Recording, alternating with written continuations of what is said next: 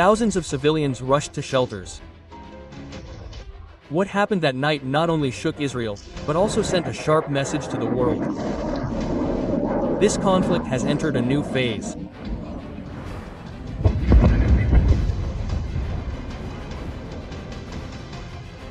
Tensions between Israel and Iran are nothing new. However, the latest escalation began when Israel, with the tacit support of the United States and its allies, launched air operations into several areas in Iran. Nuclear facilities, military headquarters, and strategic communications centers were targeted. A number of Iranian scientists and officials were reportedly also victims. The reason given was that Iran was suspected of accelerating the development of nuclear weapons. But until the attack was launched, there was no concrete evidence. Even the IA World Nuclear Organization has not issued an official statement about the serious violations committed by Iran. In other words, these accusations do not stand on a solid foundation. Many observers call this Israeli move a form of unilateral provocation and not a preventive measure.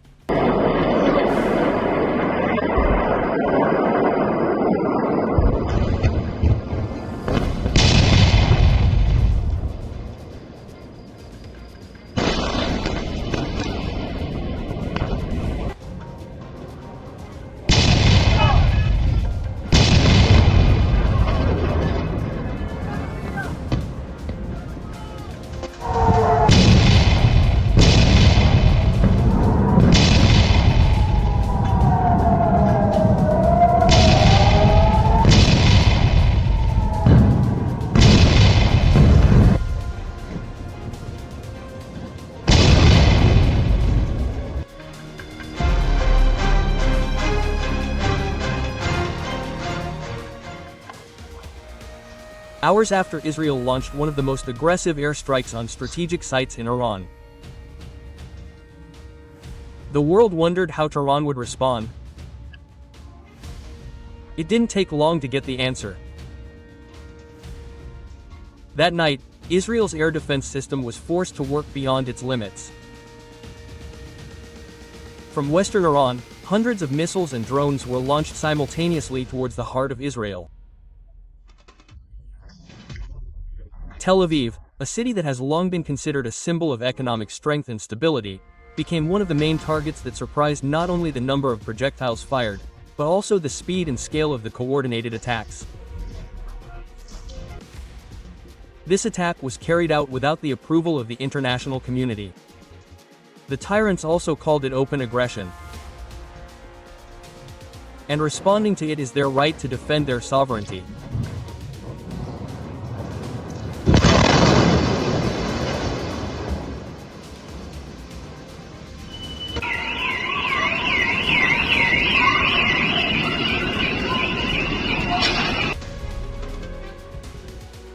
More than 150 ballistic missiles including Shab-3 and Sejal were launched from Iran towards Israel. Plus about 100 kamikaze and reconnaissance drones. All were directed at various strategic targets in Tel Aviv, Jerusalem, the Negev military base, and infrastructure in Ashdod and Be'er-Sheva. According to preliminary reports from the field, dozens of missiles managed to penetrate the Iron Dome defense and hit several cities. In Tel Aviv, smoke billowed from the industrial area and explosions were heard repeatedly in the southern districts of the city. Sirens blared incessantly. Residents ran to bunkers in the cities of Ashkelon and Netivot. Several buildings were destroyed, fires burned residential areas, ambulances and rescue teams were milling around the streets. Meanwhile, in Jerusalem, the series of explosions and bright lights in the night sky showed how intense the air battle was. Although most of the projectiles were intercepted, the sheer volume of simultaneous attacks overwhelmed the defense system. The Israeli military itself admitted that this was one of the most complex and coordinated attacks they had ever experienced.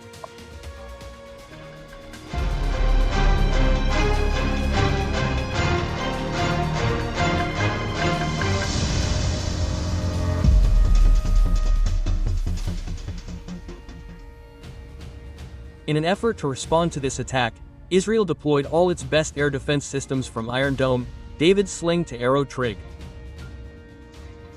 Israel's allies, the United States, Britain, and France also took action. They helped through satellite detection, cross-regional radar, and several interception actions at U.S. military bases in the Middle East. The Israeli government claims that around 80 to 85% of the missiles were successfully repelled. This certainly shows the effectiveness of their system. However, the Iranian military said otherwise. According to Tehran's official claim, dozens of ballistic missiles managed to hit command centers, military infrastructure, and vital industrial areas in Tel Aviv. They even released videos and satellite images which they said showed real damage at several strategic points. A number of independent analysts have indeed confirmed that there was major damage in several city districts. But until now it is not certain whether all of this was caused by direct missiles or fragments of projectiles destroyed in the air. What is clear is that Israel's defense system no longer looks perfect. Layered and simultaneous attacks like this have managed to expose its gaps. And the world now realizes that even the most sophisticated technology can be paralyzed if pressed massively and suddenly.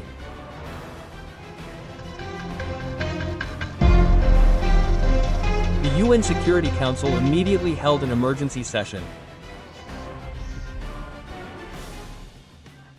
The United States urged Israel not to retaliate excessively, but continued to emphasize that they support Israel's right to defend itself. On the other hand, Russia and China called for an immediate cessation of violence. Gulf countries such as Qatar and the United Arab Emirates also expressed concern about the potential for the conflict to spread to their regions. The President of the United States held an emergency meeting with intelligence and military chiefs. Meanwhile, humanitarian organizations began to prepare for a potential new refugee crisis if this war escalates further.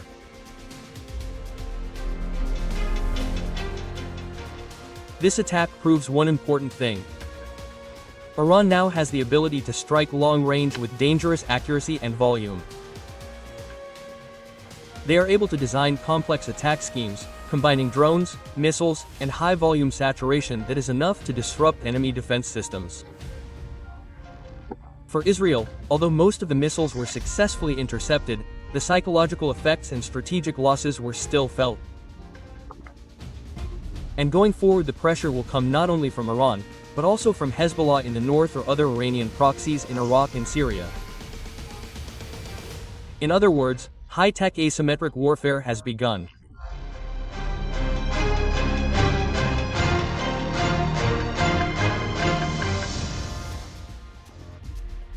Iran has shown that it will not sit idly by under attack, and Israel must now decide. Will it retaliate more forcefully or withdraw to diplomacy? The world is holding its breath, hoping that the next step is not the next missile launch button, but the opening of the negotiating door. But in the Middle East, as so often, hopes for peace too often depend on who shoots last.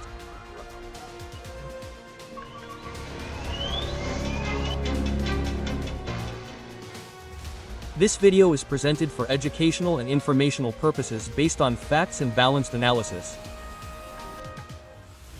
We do not promote violence, hatred, or hate speech against any group. This content respects YouTube's policies on hate speech, violent content, provocation, and misleading information. YouTube policy references and laws related to YouTube's community guidelines, the Indonesian Electronic Information and Transactions Act, and the International Convention on Human Rights.